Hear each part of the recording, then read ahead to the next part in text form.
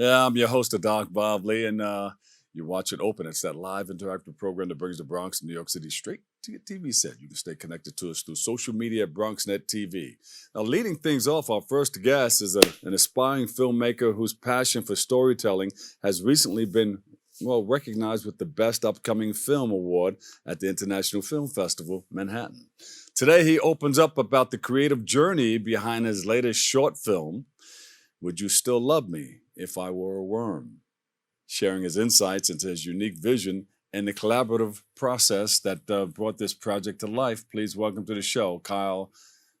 I'm going to say it right here. Look, Kyle Damiao. Welcome, Kyle. Thank you. It's a pleasure being on the show. I'm glad to be here. All right. So how did you get into this? You had to start from somewhere. Give us the beginnings. So originally the concept of it came from this social media trend that was trending around fall of 2022. Uh-huh. It was partners asking their significant others, would you still love me if I were a worm? And my partner happened to just ask me this question nonstop. And to her dismay, I answered no multiple times in a row. I think it was like after maybe the 8th time at that point, I started to think about it as a concept. Like, would I still be able to love my partner if, I couldn't love them in the same capacity I used to, right? And then that's where the idea itself started evolving, right? Yeah. Like I eventually thought of it like more so as a unrequited thing, or just being incapable of receiving the same love and such. Because a worm, it's hard to really experience the same relationship with a worm versus a person, So I thought hey, let's make it an idea, and I wanted to make stuff with my friends, and we did, So worm depicting what? I mean, being less than? Well, not per se less than. It's more like a feeling of just... If I were different? Helplessness, Helplessness? Like, when I think about a worm, like specifically the string worm, I feel like, a little like loose, I guess. Sort of like led on a string, literally. Yeah. Like by either destiny or circumstance. To be like a little flimsy in the matter, to not feel in control of the situation itself. And, in some instances, like when someone won't love you back, you feel the same way, Yeah. Can you share a little bit about your creative process behind your latest short film? Well, yeah, that was a ride, honestly. It was, as a student filmmaker, when I was starting, I was very much just trying to scramble things together. I would think about what I actually had and what I was capable of doing. I didn't really have a budget until later, so I thought about what I could do with what I had for the most part. Mm-hmm. That actually was like our reshoots when we actually had more of a budget for the most part. Uh-huh. I got very fortunate enough to start working right after college, and I was able to round up everyone in the crew to actually do this later on. Yeah. But the process wise, it was a lot of communication with my co-writer and producer, MK Johnson. We collabed a lot. We would write scripts together. Uh-huh. I'd give out a beat for the whole plot, like beat by beat, and we would write everything in between together and see whose thing worked a little more, and whatever worked, we would edit together. Yeah, I remember in college I had to put together some things like that also. How do you approach your storytelling and the development of your concepts?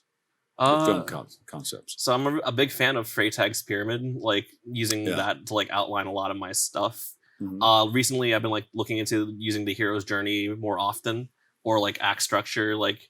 A big thing that I've been looking into lately is streamlining consciousness into my writing instead of following a mold per se, and just trying to break out of it. Because I research a lot of things. Something I'm a big fan of is 4-point opposition, utilizing one concept for multiple characters, stuff like that. But yeah, that's how I've been approaching these things lately. Yeah. Just trying to structure it, or sort of get off the rails, if that's the word for it. Yeah. And how does it feel to become awarded the Best Upcoming Filmmaker? Oh, wow. That was honestly a big surprise to me. Did you jump up and down, do jumping jacks? I did the opposite. I freaked out. I was because the award announced a few awards before me was the best student film, right? And that's what I submitted for. Yeah. So when they announced someone else, I was just that's crazy. I'm just damn, I didn't make it. And I was happy to be there, just as a filmmaker. But then 2 awards later, they're like, best upcoming filmmaker goes up to Kyle Damiao, and I'm like, my crew and I just like were wide eyed. We were like, Yeah. that's cool. Like, Is that us? That's- Wait. yeah. That's all. They called us. Yeah. Ah! And then I went up there. Look at this right here. That's you. Yeah, that's Louis That's the Boudreau. crew. Yeah, it's actually this crew. My partner, my worm. You know, my actor Eli, my DP, some of my PAs, my first AD. It was great. I was happy that they were able to pull through and be there for me in this moment.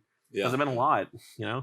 It feels like so much because it's like been a whirlwind since then. I graduated college. College, yeah. And got a job right after it, and now I got this award like within the span of like less than a year now. Yeah. So Yeah. you're piling it on, huh? Oh yeah, I'm just trying to go through it. What's next? What do you feel next? I'm actually working on a couple of scripts right now. I'm working on 2 particularly. I'm working on this script regarding my own generational trauma as like a Filipino American. Yeah. Because I feel like, with all the things that have come out lately, like, films like Everything Everywhere All at Once, The Farewell, and I think like Past Lives, I remember, Minari, the A24 film with Stephen Yeun. But point being is that I feel like Southeast Asians aren't really represented within media as much. It's mostly favorable to East Asian people. Yeah. Like I've had people come up to me and ask me, hey, are you like Korean or Chinese or everything that isn't like Filipino? And I'm like, no. I mean, hey, you know what? You know? Let me shake your hand. Yeah. You're not alone. Yeah. But you mentioned you were traumatized. Explain that. I mean, growing up as, a first generation, like I was the eldest son out of 3, 3 kids, to first generation immigrants, and my dad and mom, they had like a lot of dreams set out for me, right? Right. And obviously within the way, wires like were crossed, there are differences in perspective, it's intersectionality. Everyone's born and raised a different way.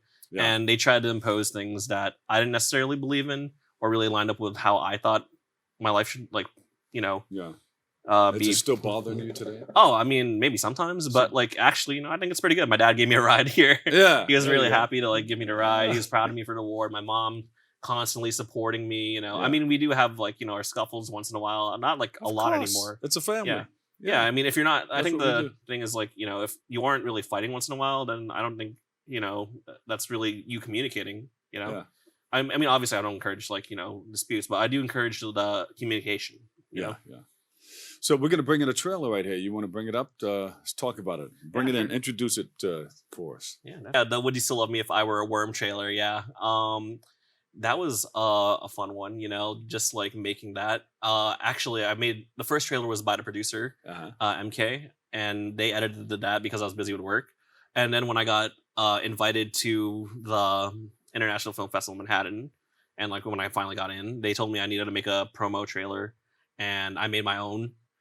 And I made it on a trackpad with a laptop, and it was it was rough. Yeah, imagine editing everything on like a pad. Like I was just like, what do you do? You need a mouse? I'm just like I'll miss a frame, and I did miss a frame actually. If you watch the trailers, a flash. Oh, we're gonna check it out right now. Let's see if we can catch it right here. Let's check it out.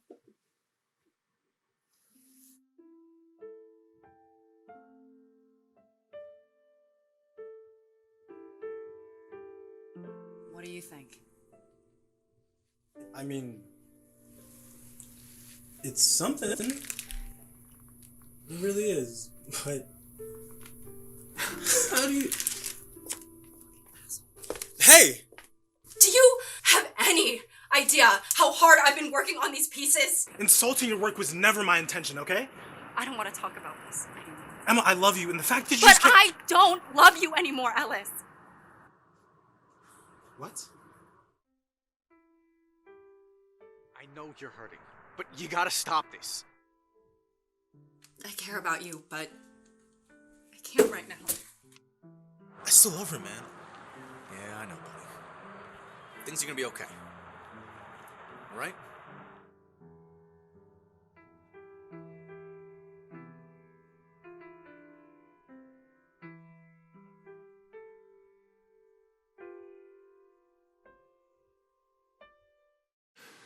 Would you still love me if I were a worm? Now you're gonna come up with a song that goes with it. Actually, the composer, asked if we wanted to put lyrics in some of the things. I'm just like, maybe. I'm thinking about it. Maybe if you could sing it for us, I'll think about it. I don't know. We'll practice a little bit, maybe. Oh yeah. So what's next for you? Well, yeah, I'm working on my 2 scripts at the moment. I'm currently helping my other friends with their productions. I don't want to be just the only person who's making stuff. Yeah. Like I'm helping them just produce their own films. Casting calls. I was actually on a casting call before. Oh, yeah? James actually hit me up about stuff. I was going from gig to gig. But for me, I think mostly personally, I'm working on 2 scripts at the moment. One about my own trauma as a Filipino American and Right. dealing with my own parents and them seeing me as a creative, and another one about my caffeine addiction. Oh, okay. Yeah, I got a really bad caffeine Really? kick. Yeah. Hey, bring in some coffee. Yeah, honestly, that would be The great. stronger, Yeah. Bustelo. Oh yeah. Let them try some Bustelo. Oh yeah. I need that. Some café con leche. Yeah. Yeah. Well, that's it. Yeah. Coffee with milk. Yeah. So those are some of the things that you're going to put together. Mm-hmm. So as a filmmaker, where do you want to go? You want to be like a Spike Lee? Who are some of your favorite producers? Well, Spike Lee's great. I remember when I tried to apply to NYU, I was like, I really want to take Professor Lee's class. But definitely Christopher Nolan, just because big fan of Batman, just in general, and I loved his films. Batman Begins is one of my favorite movies. Spike Lee, definitely his use of color and just generally him. And actually, I was watching a lot of films by him recently, which is fun because you mentioning that. Who else as a director? But I mean, I don't really I guess for me, right, personally, I've been looking at myself do I want to be like Nolan? Do I want to follow that path, right? Yeah. But I've sort of been getting off that track. I've been trying to find out which me I want to be, Yeah. I do want to be like them to some facet, but I want to discover myself more. Meow. The It's finding out which me you want to be. me, yeah. Oh, Listen, give me your social media and everything. Where can we follow you? You can follow me on Instagram at KyleDM_, or you can find me on LinkedIn, IMDb, stuff like that. My YouTube channel, which is Kyle DM, I believe, off the top of my head. Yeah.